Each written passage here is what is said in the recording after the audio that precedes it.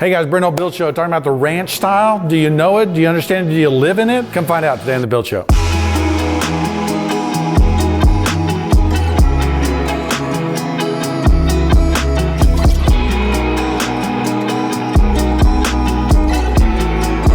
Okay, so the ranch period is really 1950 to 1970. It is a part of what is mid-century modern. So remember that house we looked at, A. Quincy Jones, it was in Fort Worth, he was the UCLA professor, really cool house, right? Mid-century modern.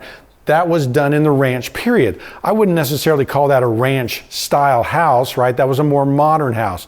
But those things are certainly infused, and a lot of the products that go into that ranch style were also mid-century, were also modern, and therefore they kind of fuse together. So you'll find some ranch houses that are really cool and stick the landing with modern, with terrazzo floors and cool furniture and low slung brick and or really long pieces of stone that really accentuate the horizontal, right? But you'll find other ones like mine, 1962, probably a ranch style house. It's not really a good house, but it's in that ranch period, right? So here I've described in this ranch period, ranch style houses, houses that are kind of ranch, mid-century modern houses that are certainly modern, and then the infusion of all three, okay? So sometimes you'll look at a house, like my house is a good example. It's 1962. I've got a steel window in the front and the back. I've got wood windows. It's a weird thing, but I also have things that are also a part of this thing, the low pitch roof, right? My roof is like a 3 or a 4, right? The other things that you see in this period, a lot of those things were taken out of my house, but hollow core doors. When did hollow core doors happen? 1950, right? That late 1940s, you start to see hollow core doors in the millwork manufacturers' catalogs.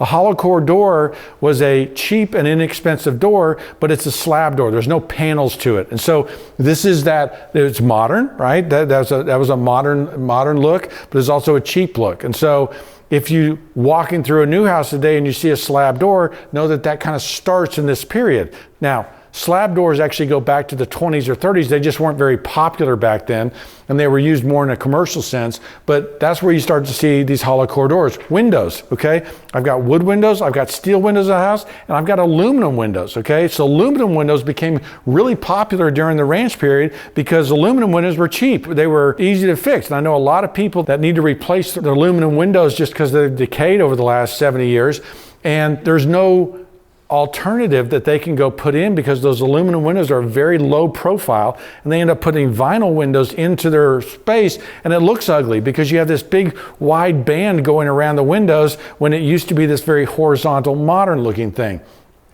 Kitchens were just becoming to be popular right then. Kitchens beginning to open up into the family area and the living area. Dens, right?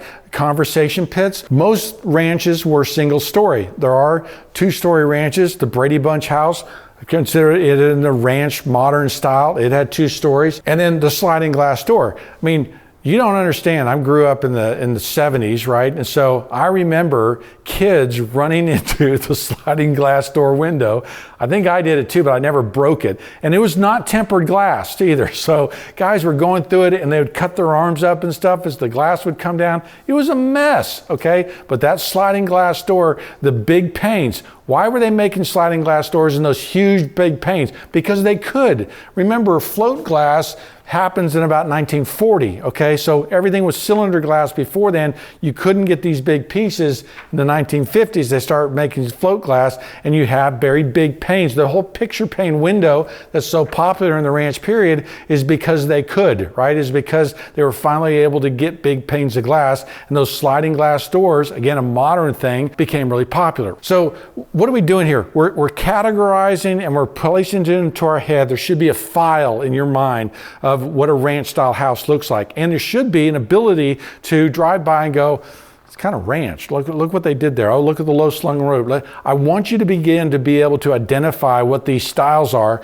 because when you see these elements and these details used today, you know where it came from. You know what they're trying to do. You know what the designer was thinking about when they tried to do that. And so mid-century modern is kind of popular today. It's kind of, the furniture and the stuff. It's the relaxed style, which is one reason I really appreciate it. But those ceilings and the roofs of these houses are 8 foot in many cases. That's the reason that furniture is so low, right? The Eames chair, which is so popular, that was a 1950s kind of deal because the ceilings in those rooms are really short. So I'm hopeful that as I begin to describe these things and tell you these things, you're like, oh yeah, okay, that makes sense. And these things begin to fill in the holes in your, housing library, creating a sense of historic precedent so that you understand what you're looking at and you can help your clients build better. It's part of being a master builder, understanding that historic precedent. That ranch is that first style. Remember two moldings in this period, right? I'm a molding geek.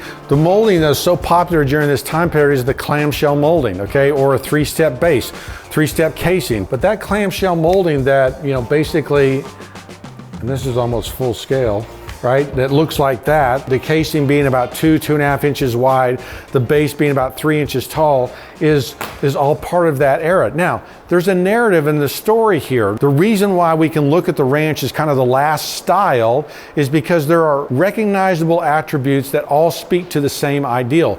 The ranch period is a part of a modernism, okay? So this casing is very modern. There's no lines on it to create shadow lines, to create punctuation, right? Those classical ideals. These houses are very low and horizontal.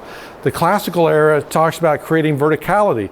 And if you've heard my Wednesday videos, I'm always talking about the window panes that, if this is a divided light window in the ranch period, if this was a double hung window, that's what those dividing bars would look like.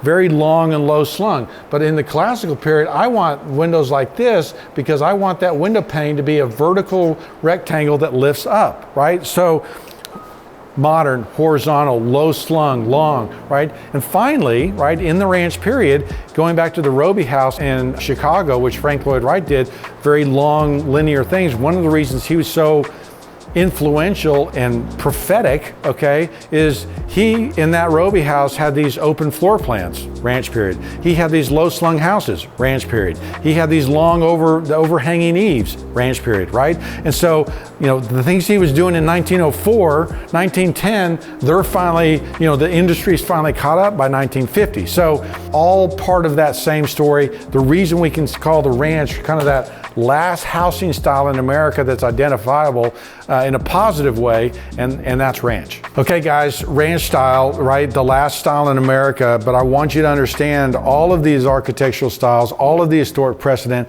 so that you can become a master builder who understands the history, the stylings, and the details from each of these periods so you can help your client build better. Or if you're a homeowner, you can look at these details and know what's wrong with your houses today. I'm Brent Hull, thanks for watching.